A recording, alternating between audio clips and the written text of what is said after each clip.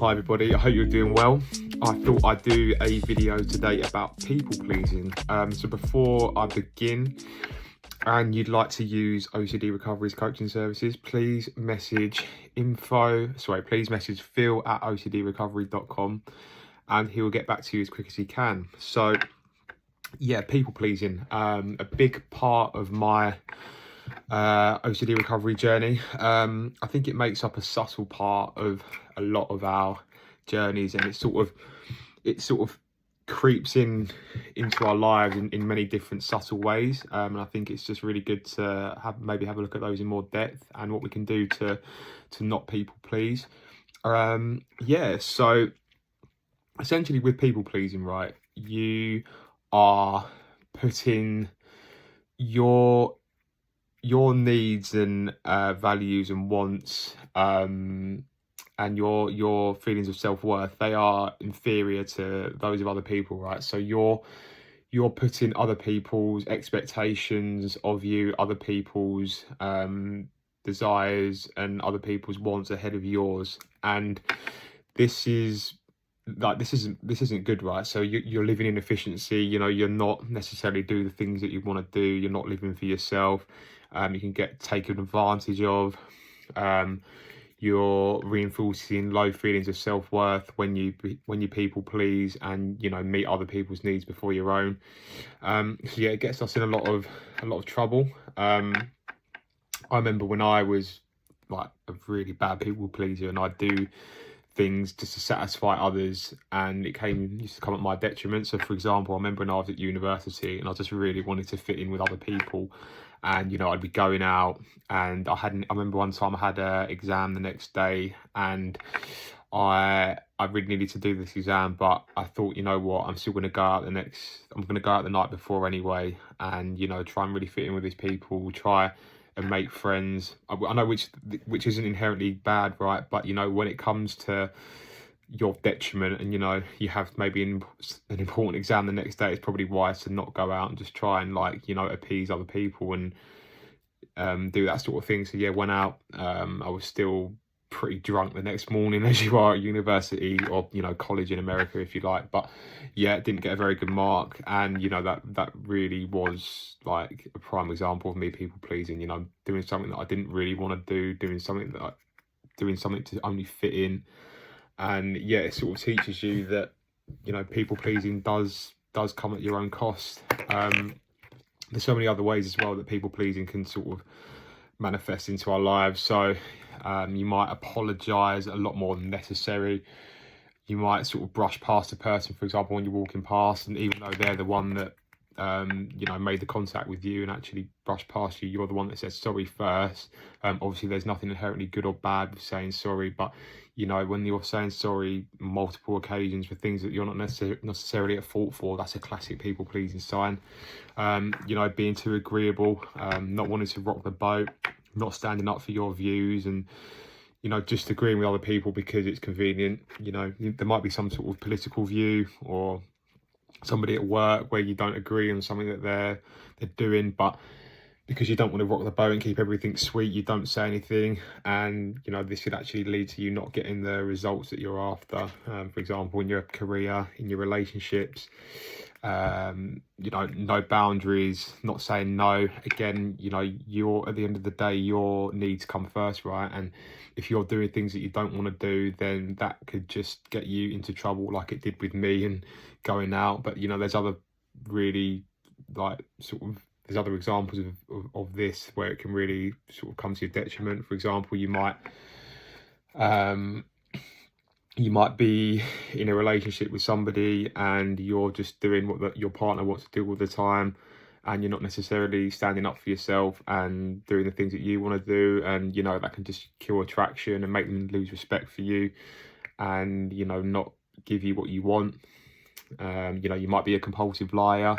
You might lie just not to rock the boat, just to appease other people, just to be more liked, just for them to like you. And you sort of, when you do like that lying just to people please, you're sort of losing respect for yourself at the end of the day. You're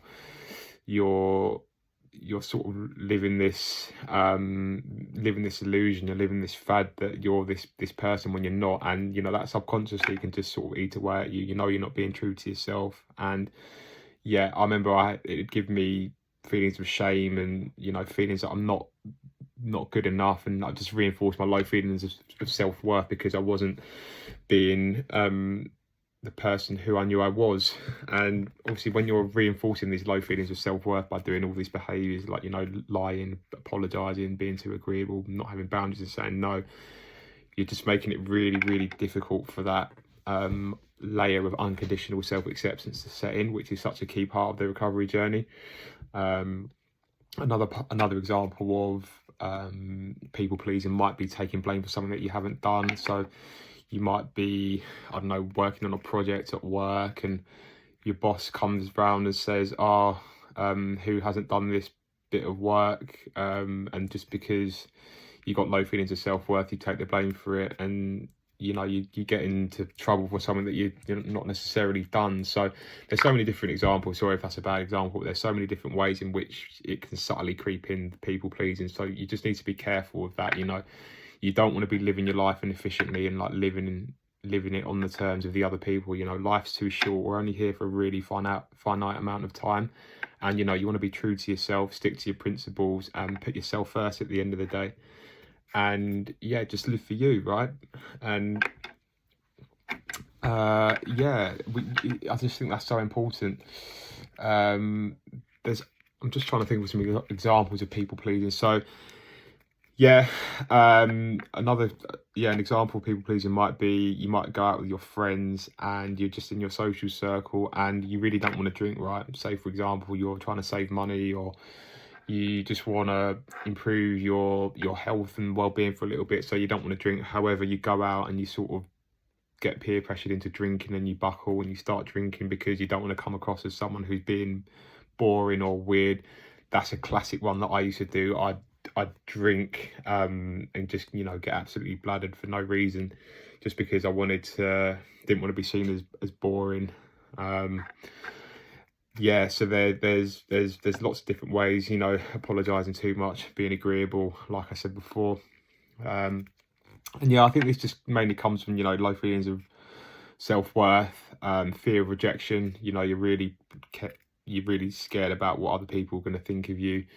You try and just go through life keeping everybody sweet, not rocking the boat. I guess there's nothing inherently wrong with doing all these there's nothing inherently wrong with wanting to appeal to others and to be seen as like this good person. But as I've said there, when it comes to your detriment and it's not what you really want to be doing, then that's when the issues arise. And as I said before, it just reinforces those low feelings of self-worth and self-respect, which you need to have when you embody unconditional self-acceptance.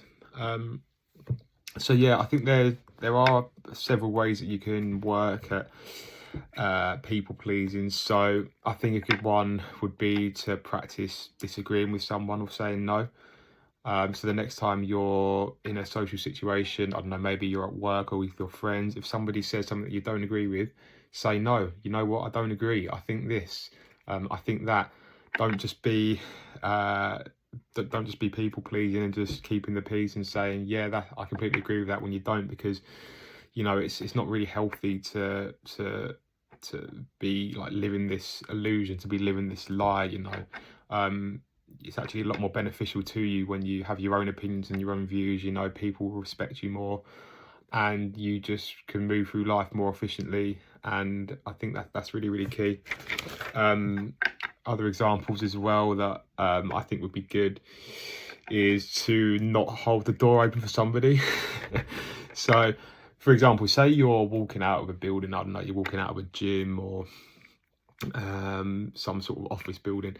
If there's someone who's sort of within the vicinity, they're sort of behind you but not too far behind you, just don't open the door. Just keep going about your day. Don't stand there for 30 seconds and holding the door open for them just so you can get a thank you, and they can say thank you to you, and you sort of get that brief hit of happiness, and piece. You know, I'm not saying there's anything inherently wrong with opening the door, but just practice it. If you're caught in the doldrums of people pleasing, I think that's a very good exposure.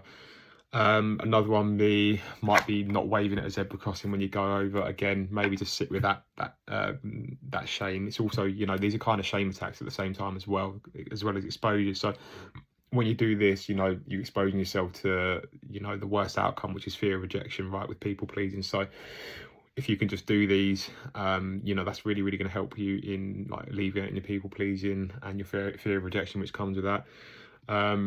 And also as well, yeah, just not saying sorry. So you might, as I said a few minutes ago, you might be brushing past someone, and you know, you just want to say sorry because you think you're at fault, but you know, just don't say sorry. Just carry on with your day.